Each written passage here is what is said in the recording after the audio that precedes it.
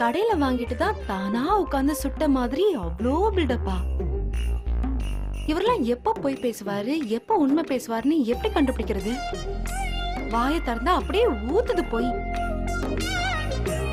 இதுல அப்படியே இவர் ஆப்பம் சுட்டு டயர்டான மாதிரி காஃபி வேற. சீட்டர், துரோகி, கூச்சமே இல்லாம உட்கார்ந்துட்டு இருக்காரு. வர வச்சுக்கிறேன்.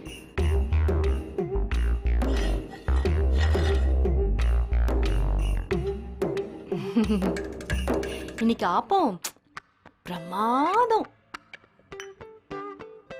செம்ம டேஸ்ட்.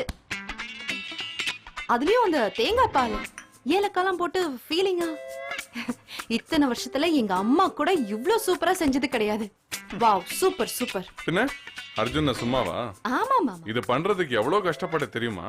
தெரிஞ்சதே சாப்பாட்டுல. நீங்க ஆபீஸ்க்கே போயிருக்கலாம்.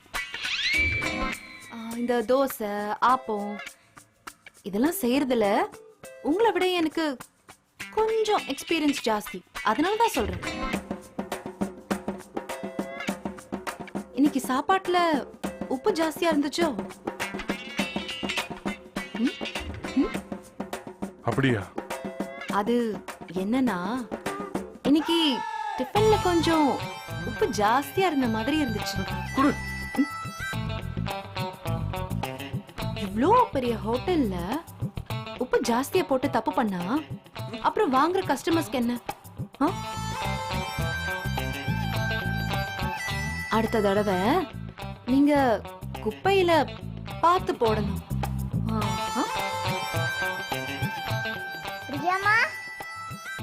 வரேன்.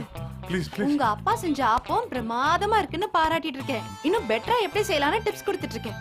பிரியா, போட்டு கொடுத்துறாத. Please please. பார்க்கலாம், என் மூட பொறுத்து இருக்கு. நீங்களும் மரியாதையா நடந்துக்கிட்டா பார்க்கலாம், கன்சிடர் பண்றேன்.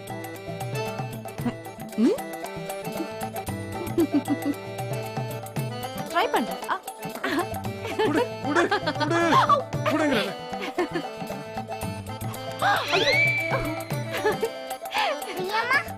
வாவ் பூஜா, அப்பா உன்கிட்ட ஏதோ சொல்லணுமா? என்னன்னு கேளு. என்ன சொல்லுங்க, இப்ப என்கிட்ட சொல்லிட்டு இருந்தீங்களே.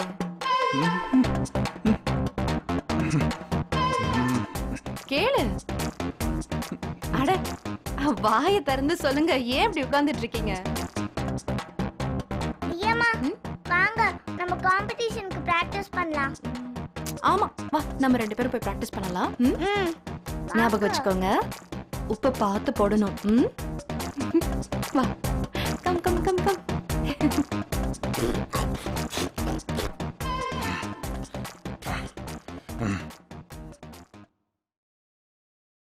என் பொண்ணு ஸ்கூல்ல காம்படிஷனா? இது ரொம்ப நல்ல சான்ஸ் ஆச்சு.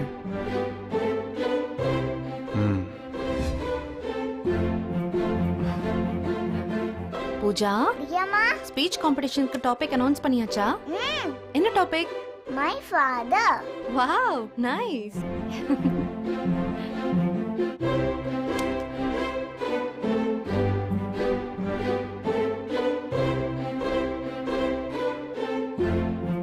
ஏய் ஏய்,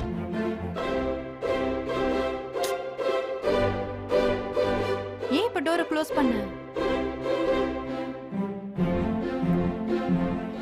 அப்பா மேல கோவமா இருக்கேன் பிரியாமா.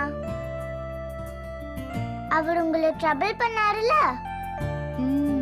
தப்பு பண்ணா சாரி கேட்கணும். இவர் என்ன ஆப்ப சொல்றாரு? எனக்கு கொஞ்சம் கூட பிடிக்கவே இல்ல பிரியாமா. அப்பா உங்ககிட்ட சாரி கேட்டே ஆகணும், இல்லன்னா நான் அப்பா கிட்ட பேசவே மாட்டேன்.